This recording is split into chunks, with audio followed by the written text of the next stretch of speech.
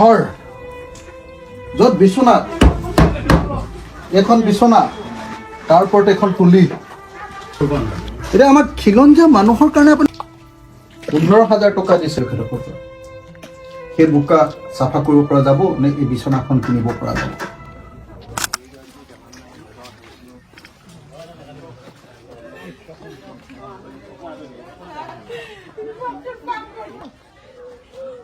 এইটো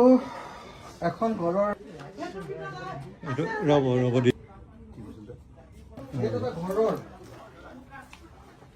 এইটো এটা ঘৰ য'ত বিছনা এখন বিছনা তাৰ ওপৰত এখন তুলি এখন বিছনা এখন তুলি গাৰু লেপ বাকচ আঁঠুৱা তাৰপিছত এইটো আলমিৰা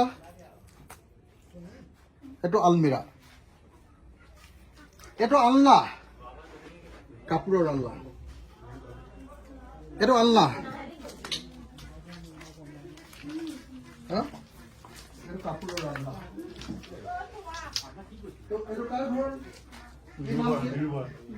নিৰু বৰা অজয় বৰা পুতেকৰ নাম মাকৰ নাম নিৰু বৰাৰ ঘৰ এইটো নিৰু বৰাৰ ঘৰ মুখ্যমন্ত্ৰী ডাঙৰীয়া উপাধিটো শুনিছেনে বৰা মুখ্যমন্ত্ৰী ডাঙৰীয়া উপাধিটো বৰা খিলঞ্জীয়া অসমৰ খাতি অসমীয়া আপোনালোকে তথাকথিত বাংলাদেশী বিদেশীৰ বিৰুদ্ধে আপোনালোকে কয় এতিয়া আমাৰ খিলঞ্জীয়া মানুহৰ কাৰণে আপুনি টকা 7,000 দিব খুজিছে সেই বিছনাখন 7,000 কিনিব পাৰিবনে নাই আপুনি নিজে কওক ক্লোজ কৰা এই বিছনাখন 7,000 টকাত কিনিব পাৰিবনে নাই এই ঘৰটো চাফা 7,000 হ'বনে নাই তলটো দেখুওৱা এই ঘৰটো 7,000 টকাত এই ৰুমটো অকল 7,000 টকাত চাফা হ'বনে নহয় অকি 15,000 টকা 15,000 আপুনি দিব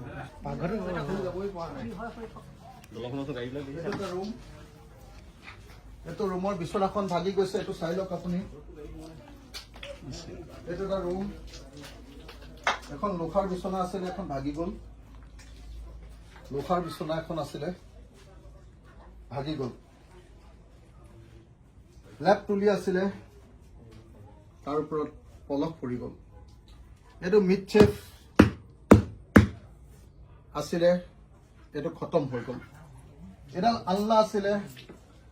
আলনাডাল বুকৰাই পুতি পেলালে তো এয়া হ'ল এটা অসমীয়া মানুহৰ ঘৰ 15,000 টকা দিছে সেই বোকা চাফা কৰিব পৰা যাব নে এই বিছনাখন কিনিব পৰা যাব 15,000 টকাত এই বিছনাখনৰ তুলিখন কিনিব পৰা যাব নে এই ঘৰটো চাফা কৰিব পৰা যাব লেপ তুলি সববিলাক সব খতম এই পৰিয়ালটোৰ সম্পূৰ্ণ খতম পাকঘৰলৈ এতিয়ালৈকে যাবই পৰা নাই পাকঘৰলৈ এতিয়ালৈকে যাব পৰাৰ অৱস্থাই হোৱা নাই পাকঘৰৰ অৱস্থা তালৈ এতিয়া সোমোৱাই নাই এতিয়ালৈ এইটো সোমাব পৰা হোৱাই নাই বেৰ চেৰ ভাঙি চব লৈ গুচি গ'ল তলত এই ধানটো চাই ধানবোৰ একেটাই